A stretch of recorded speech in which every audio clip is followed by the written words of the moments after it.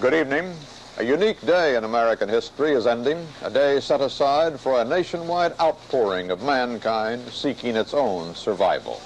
Earth Day, a day dedicated to enlisting all the citizens of a bountiful country in the common cause of saving life from the deadly byproducts of that bounty, the fouled skies, the filthy waters, the littered earth. This is Al Fritsch at earthhealing.info. We're going to celebrate the 50th anniversary of the first Earth Day.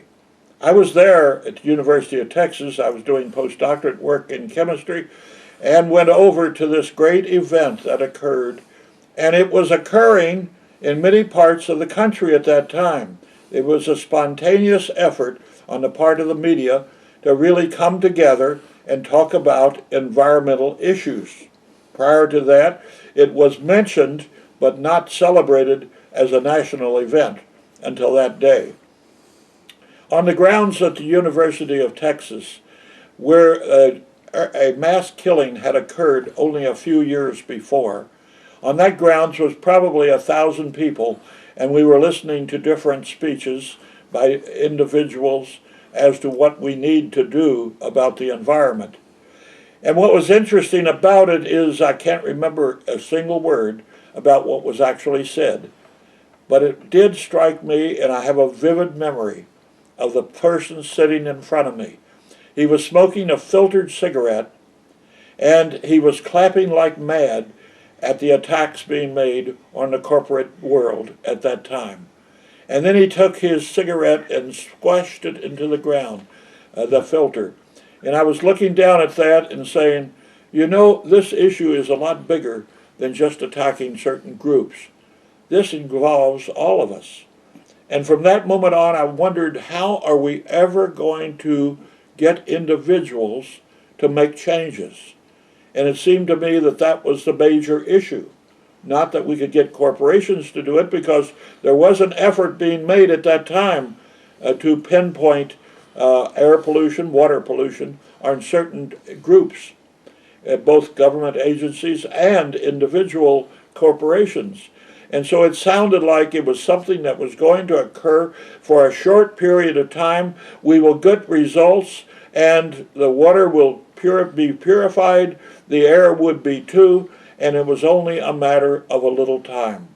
Actually, it was the beginning of my own work in environmental work research over that period that has included all 50 of those years. And what we thought was, at that time, only a matter of a few years of activity turned out to be a lot deeper issue than what we expected in our naive way at that time. And not only was it something that turned out to be more permanent, but a lot of more sub-issues then became quite important since that time. Not only did resource assessments have to be made as to what was happening in our world, but also the very forms of pollution took on different dimensions. Noise pollution, for instance, not even recognized at that first time. And we could go on with many of the issues related to nuclear energy and other things that were not considered at that very moment. So let's consider this as being something that happened 50 years ago. I was hoping to go back this year, but we have this coronavirus pandemic occurring at the very time that the celebration is. And so it's only possible to do this virtually through these videotapes rather than to go back to a meeting, because they're being called off all over the country. And so there is no mass meetings like held 50 years ago. And part of that is due to the conditions that we're in today. And so we looked at from a historic viewpoint, we are involved in greater issues now than we even thought of at that time. In fact, climate change was not even mentioned at that first Earth Day. To my knowledge, it may have been one of the 100 and some places in which activities occurred, but it wasn't where we were, and it certainly didn't come to our minds at that time. A lot has occurred since April 1970, and now it's 2020. 50 years later, we have a number of ways that are now available to us to make changes that could truly improve the environment. And it's more than just cleaning up certain rivers or air pollution problems. It involves an entire universe. It's the entire country and world. And so as we look at it from this greater viewpoint, the first thing that comes to our mind is that we have to promote renewable energy. We still, even at this day, are promoting different fossil fuels in not only the United States, but in other countries of the world. Billions of dollars worth of investment being done, or tax exemptions being given to what should be removed almost immediately. And of course we have the solar that is coming on very fast throughout the world. And of course there's wind too, and far faster than trying to do nuclear energy issues today. And so these can be put into effect in a year or two, onshore and offshore. And Texas, which is where I was sitting at that time 50 years ago, Texas is now a major state in renewable energy, especially in wind power.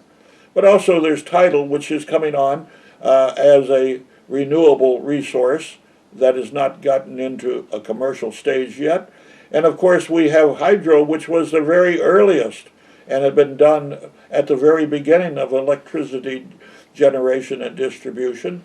And there is a lot of additional hydropower plants could be put into effect in areas where there are dams existing today and can remain.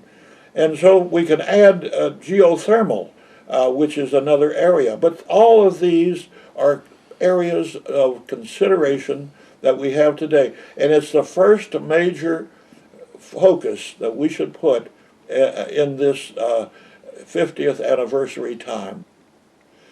And an added point that we must make is that we who had been in the countries, the advanced countries of the world, which produced a lot of the pollution that we had, these are the countries that have the responsibility today to actually assist other nations in becoming and obtaining the renewable energy according to the 2015 Paris Climate Change Accord. And the United States is not a member of that at this moment, and ought to be. And our failure to do this is really a crime against humanity. And so it's a time for us to consider other nations of the world, and that we should be adding some of the money that it takes for them to make changes that are necessary at this moment. That is the second major area of the 2020 approach to Earth Day. Another is, of course, energy efficiency. It is something that is coming. It is already here in many ways, especially by vehicles that are now being electric vehicles or hybrids. These are consuming far less fuel than was used both in automobiles and also in airplanes and even ships. There are different areas in which transportation is a major focus today from what it was 50 years ago. And so energy efficiency also goes into home use and to the different electronic devices that we have today. And this is something that we have to consider, that we did not have a computer age or internet 50 years ago. It's here today. It uses a lot of energy to keep itself functioning, and it's something that we have to consider always as an area of energy efficiency. Nuclear power was not considered at the beginning either. It was fairly quickly afterwards, within a decade of the first Earth Day. And it was considered to be an area that had a waste problem connected to it. And it was not solved. And people understood that even though we were building a lot of nuclear power plants for electricity generation at that time, that really they hadn't yet considered, as some people said, the males of the world that created the nuclear powers had never changed their diapers of their kids. If they had, they would have known that you had to do something with the waste materials.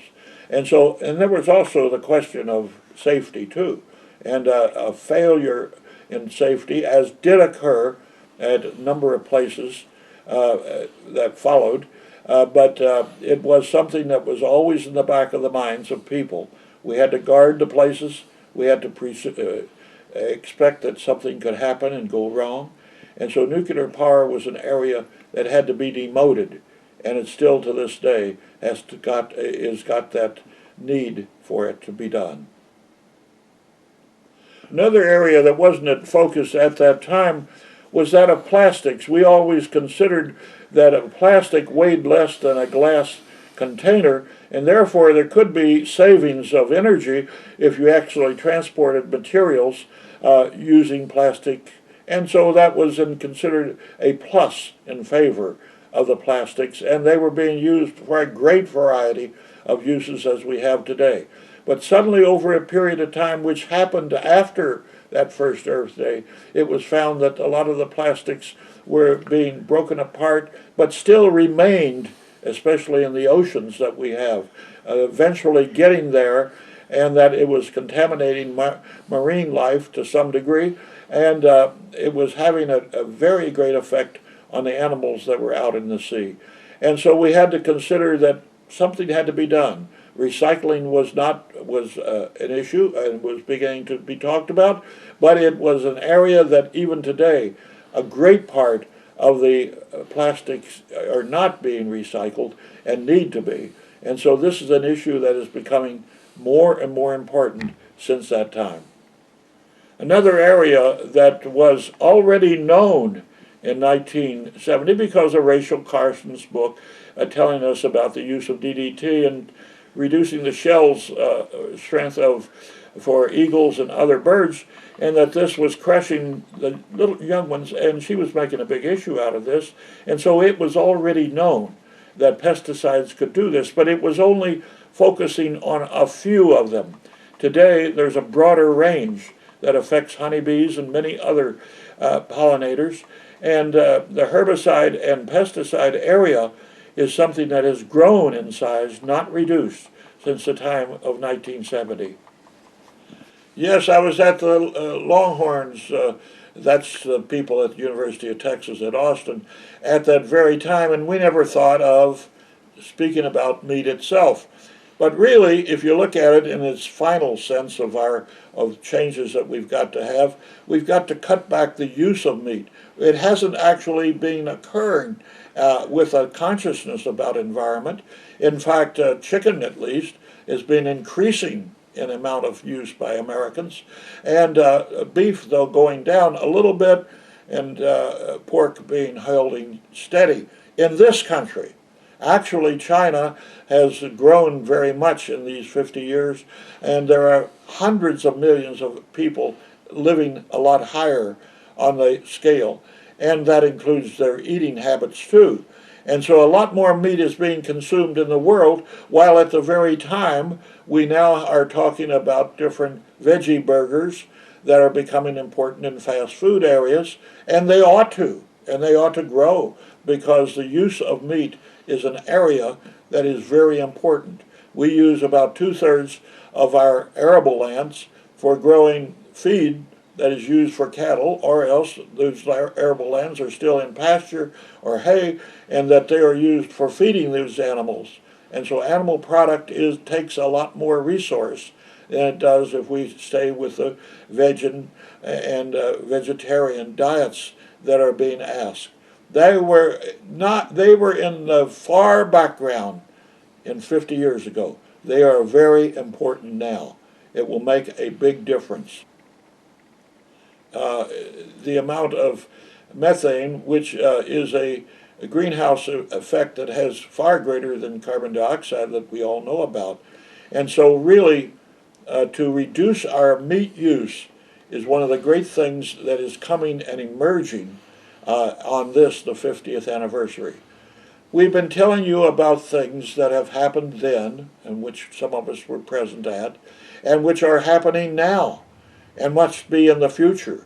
So really, this Earth Day, we're far more realistic about things, and we've got a lot more areas where we can concentrate and change and save our wounded Earth. This is Al Fritsch at earthhealing.info. Come and visit us sometime.